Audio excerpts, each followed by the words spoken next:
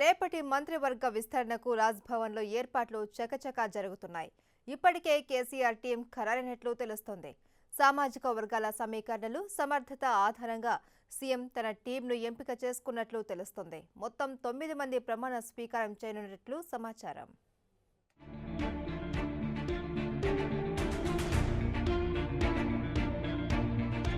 తెలంగాణ మంత్రివర్గ విస్తరణకు ముహూర్తం దగ్గర పడుతూ ఉండడంతో రాజ్భవన్లో విస్తృత ఏర్పాట్లు జరుగుతున్నాయి. రేపుదయం 11:30 మంత్రివర్గ విస్తరణ జరగనున్న విషయం తెలిసిందే. కొత్త మంత్రుల చేత గవర్నర్ నరసింహన్ ప్రమాణం చేయిస్తారు.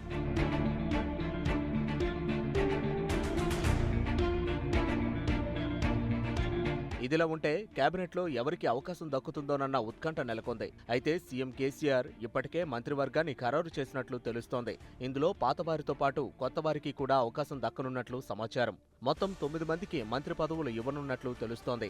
ఇక కేసీఆర్ టీంలో వేముల ప్రశాంత్ రెడ్డి, నిరంజన్ రెడ్డి, ఎర్రబల్లి దయాకర్ రావు, తలసాని శ్రీనివాస్ యాదవ్, కొప్పుల ఈశ్వర్లకు మంత్రి పదవులు దాదాపు ఖరారయ్యాయి. అటు పద్మారావుకు డిప్యూటీ స్పీకర్ పదవి ఇవ్వనున్నారు.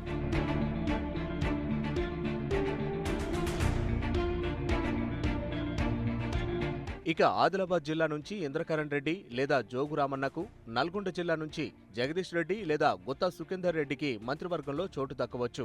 అటు మహిళా కోటాలో పద్మా దేవేందర్ రెడ్డి లేదా గొంగిడి సునీతారెడ్డికి ఛాన్స్ ఉంది. ఎస్టీ కోటాలో రెడ్డియా నాయక్ లేదా రేఖా నాయక్ అవకాశం దక్కుతుందని టీఆర్ఎస్ వర్గాలు చెబుతున్నాయి. అయితే కేటీఆర్, హరీష్ రావు, ఈటెల రాజేందర్, కడియం శ్రీహర్లకు కేబినెట్లో చోటు ఉండబోదని టీఆర్ఎస్ వర్గాలంటున్నాయి. అయితే సంచలన నిర్ణయాలు తీసుకునే సీఎం కేసీఆర్ చివరి నిమిషంలో ఎవరికి అవకాశం ఇస్తారో, ఎవరిని పక్కకు పెడతారో అన్నది ఆసక్తికరంగా మారింది.